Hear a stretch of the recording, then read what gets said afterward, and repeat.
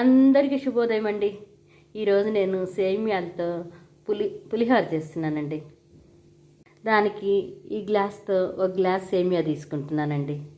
ఒక 4 గ్లాసుల నీళ్లు పోసి బాండెట్లో ఇట్లా తెల్లనిచ్చుకోవాలండి.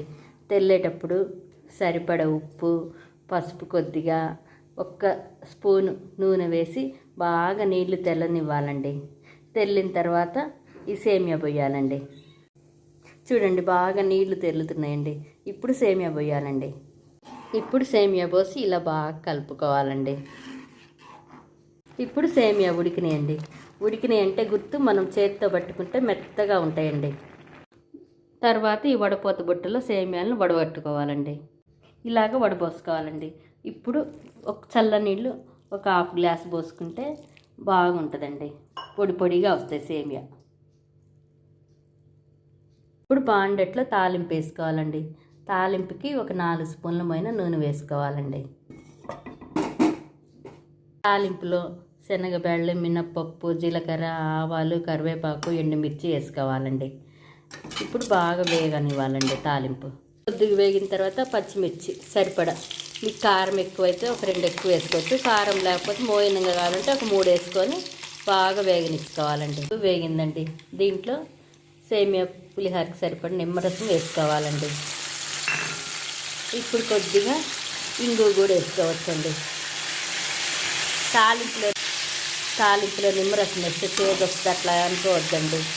నిమ్మరసం ఇలా తాలింపులు వేస్తే టేస్ట్ చాలా బాగుంటుందండి. ఇప్పుడు సేమియా ఈ తాలింపులు వేసి బాగా కలుపుకోవాలండి. మనము సేమియాలోనే ఉప్పు, పసుపు వేసుకున్నాం కాబట్టి ఇంకా తాలింపులో పసుపు అవన్నీ వేసుకోవాల్సిన అవసరం లేదండి. ఇంకా తాలింపులో సేమియా వేసి బాగా కలుపుకోవాలండి. ఇదండి సేమియా పొడి పొడిగా ఉన్నట్టు వల్ల కలపడానికి చూడండి ఎంత ఈజీగా ఉందో. ఫైనల్లీ సేమియా పులిహోర చూడండి ఎంత బాగా రెడీ అయిందో. ఇది పిల్లలు, పెద్దలు అందరూ బాగా ఇష్టపడతారండి. దీంట్లో నిమ్మకాయ వేసి కలపడం వల్ల మనకు సి విటమిన్ పుష్కలంగా లభిస్తుందండి. ఈ సేమియా పులిహోర పండగలప్పుడు దేవుడికి నైవేద్యంగా పెట్టుకోవచ్చు. ఫ్రెండ్స్, చుట్టాలు ఇంటికి వచ్చినప్పుడు చేసుకొని సర్వ్ చేయొచ్చండి మంచిగా.